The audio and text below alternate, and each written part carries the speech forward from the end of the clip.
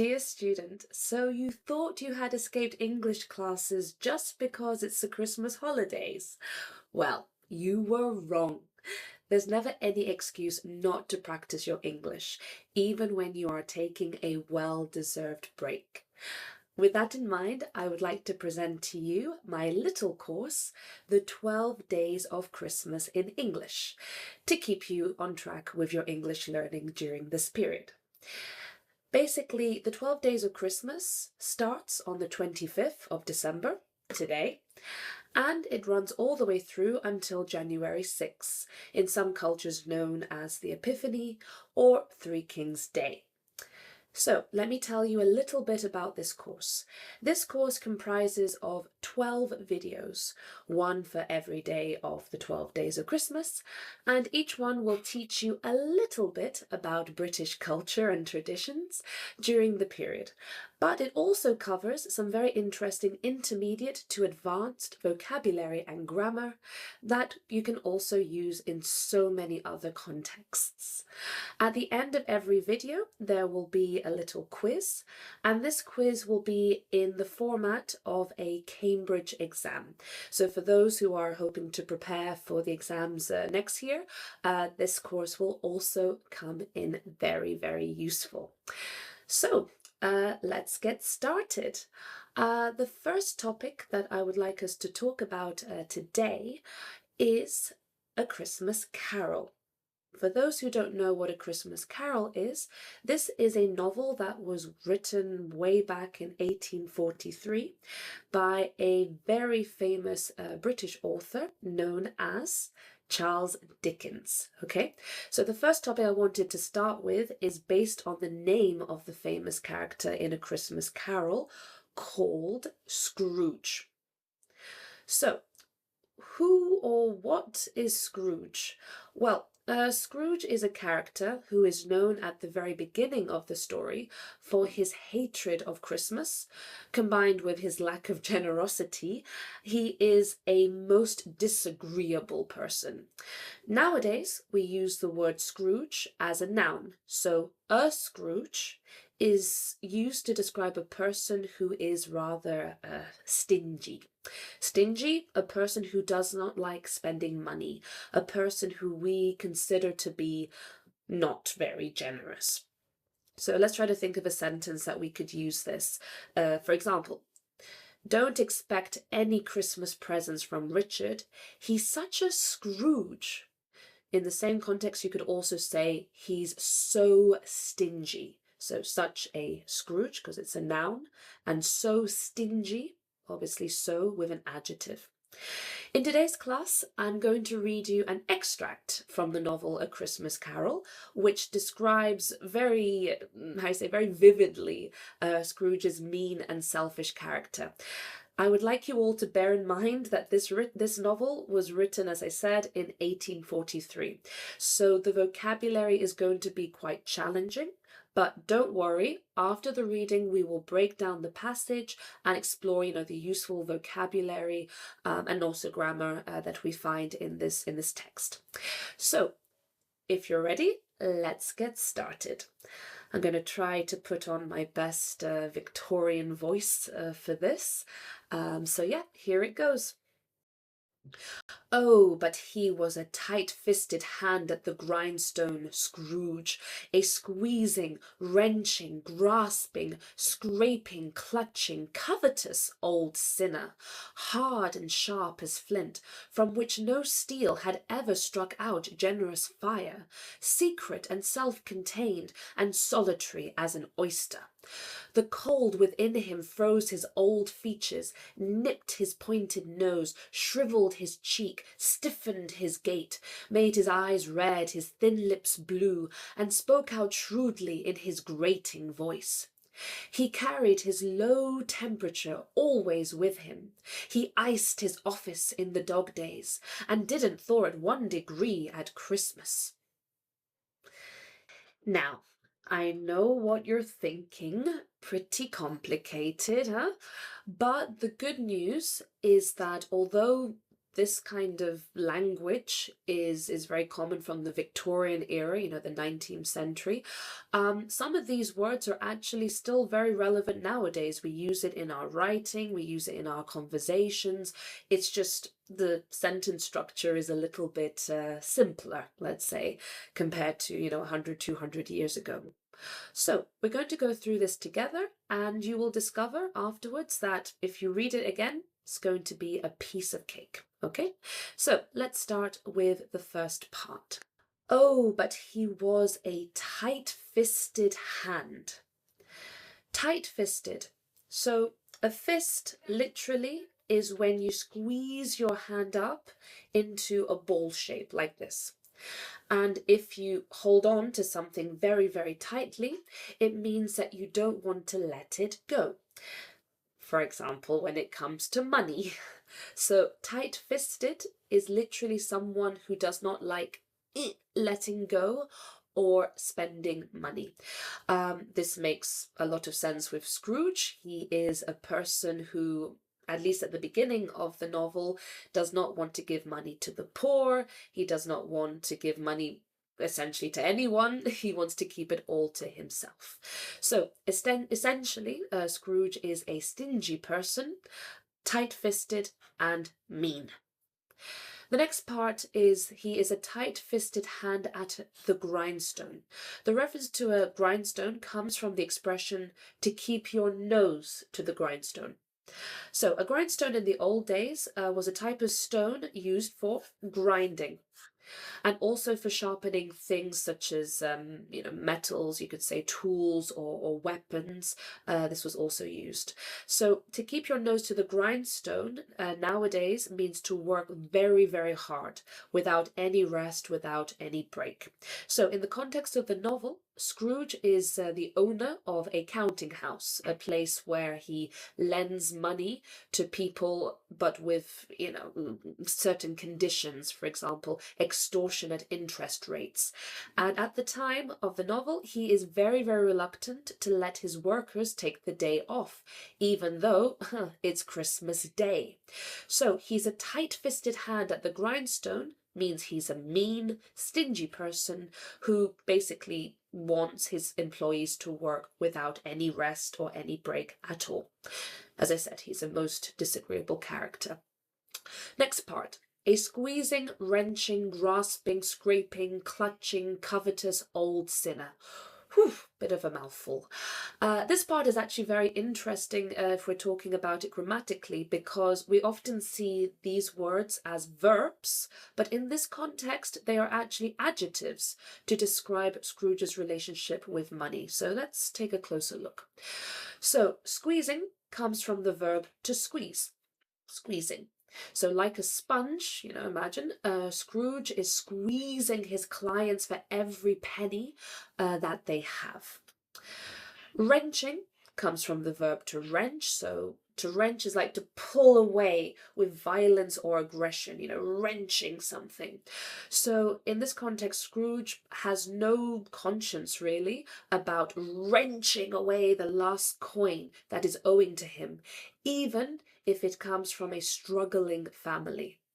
Owing, struggling. Did you see what I did there? So in the same way as we're using basically the construction of a verb as an adjective, we can do the same with these ones as well. So to owe is a verb, but you can change it into an adjective. For example, I demand you return the money that is owing to me, or I demand you return the money that you owe. In the same way as struggling comes from the verb to struggle, but in this case we can see it as an adjective. So the last economic crisis has seen many struggling families who are unable to make ends meet. So in this case, many families have been struggling to make ends meet since the economic crisis. Grasping comes from the verb to grasp. So to grasp is to hold on firmly to something, to hold on tightly to something. And in this nature, grasping has the meaning of greedy, to be a grasping person, to be a greedy person. However, in the context of to grasp, imagine a person is falling backwards and they grasp onto a rope to keep their balance. So to grasp is very much to hold on to something tightly. Scraping comes from the verb to scrape. So here I want you to imagine that you're dragging or pulling something over the surface, maybe to remove something that is underneath. So you're really pulling, you're dragging something over a surface. Examples could be maybe after you've had a meal, you scrape the food off the plate. You're scraping the food so that there's no more food. Or imagine you come out, you come from a very dirty area and you want to scrape your boots on the mat to remove the dirt or the mud. Okay, you can also scrape together money. So scraping together money, often because it's something difficult or it requires some kind of effort. So scraping together some money for a holiday. The next word is clutching. So it comes from the verb to clutch. And here I would like you, if you are a fan of Lord of the Rings, I want you to imagine Gollum, when he has this ring of power in his hand, he's sort of clutching it, and he doesn't want to let it go. So in this context, to clutch and to grasp, we can see there's some kind of similarity between them. So it's a lot of words. There's a lot of verbs, adjectives, a lot of things. We're going to concentrate on the verbs because the verbs themselves give you some clue into understanding what the adjective is. Okay, so I have a little sort of quiz here. So we have the words that I just explained. So to clutch or to grasp, as I said, they are synonymous. To squeeze, to wrench, and to scrape. And on the right-hand side, we have their definitions. So in this case, I'm not going to show you yet, to compress, to pull, to drag, or to hold tightly. So I'm going to give you just a couple of seconds to match them up with their correct definition. Okay, so the answers are to clutch or to grasp. Yeah, you got it right. So to hold something tightly. To squeeze, to compress, you're kind of trying to flatten something. To wrench, to pull, to wrench something with violence. And to scrape, you're kind of dragging, this dragging motion. Okay, perfect. So if we're all on the same page, let us continue with the explanations. Covetous old sinner. So covetous also comes from the verb to covet. To covet is when you desire something that someone else has. So covetous actually is quite synonymous with envious. You're looking at what someone has, like, I don't know, a car, or I don't know, a better job than you, and you're like, I want that. Again, a lot of Gollum references here. The next part is hard and sharp as flint, from which no steel had ever struck out generous fire. So flint is a type of rock which, when used with steel, a type of metal, can make fire. So you strike or hit the rock against the steel, and after several hours doing this, you might just get a spark. However, in the case of Scrooge, who is grasping, tight-fisted, covetous, generally just mean, it is impossible to see a single spark of generosity from him. Okay? All right, let's continue with the next line. Secret and self-contained and solitary as an oyster. Well, I think this is quite self-explanatory. He's, if you're mean, you're not very generous, you're tight-fisted, you're probably not going to have many friends. So the same case as Scrooge, like a little shelled creature, like an oyster. He is reserved and generally keeps to himself.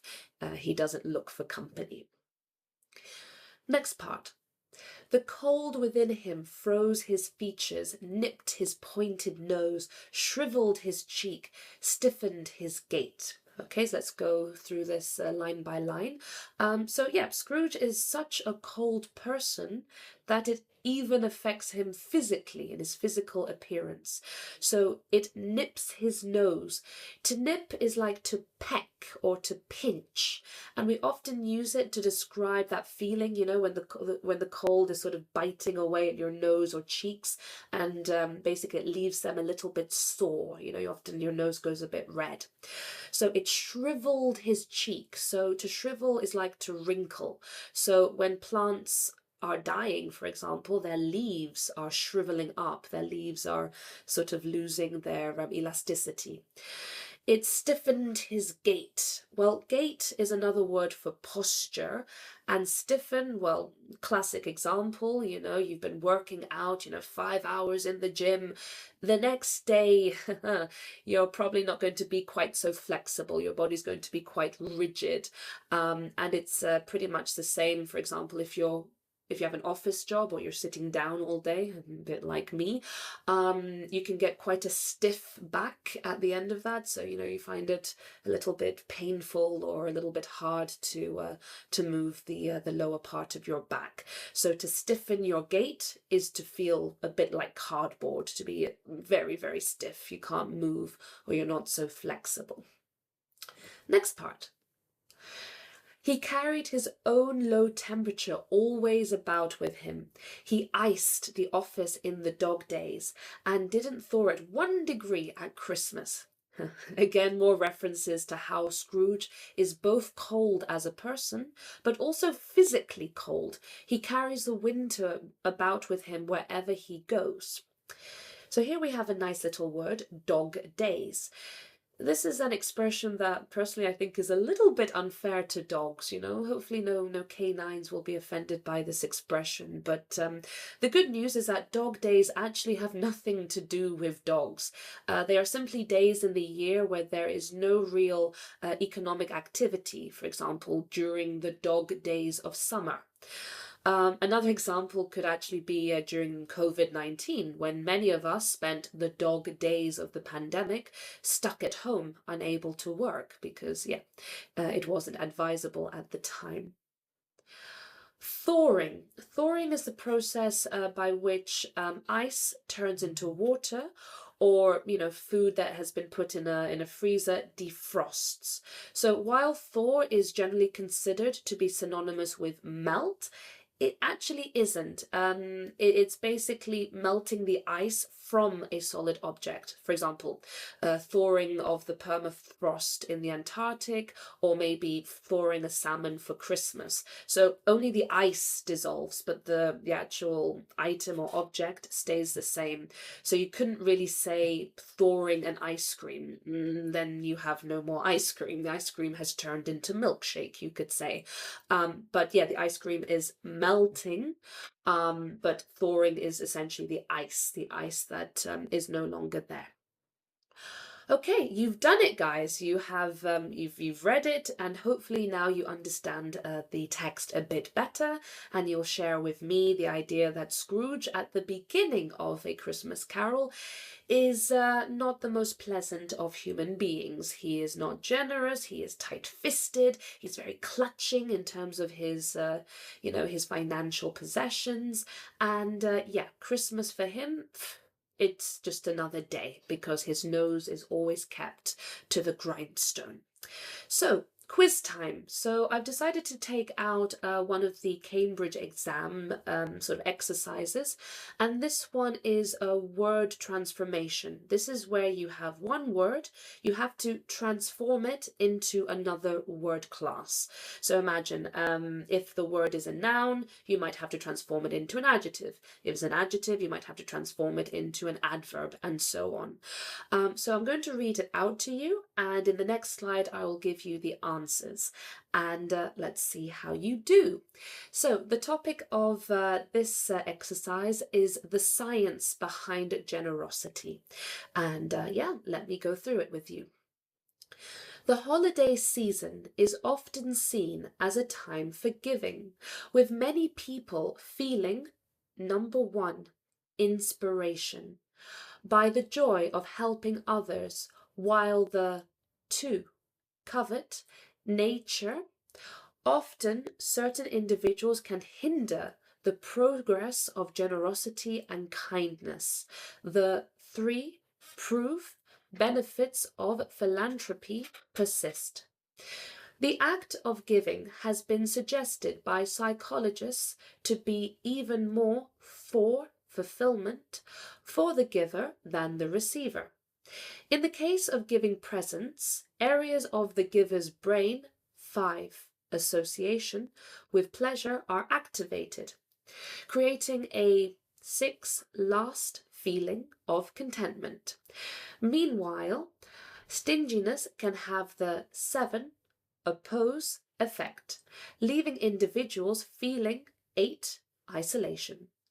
Generosity at Christmas can be truly 9, move, especially in a world where we see too many heart 10, wrench, acts of cruelty and neglect.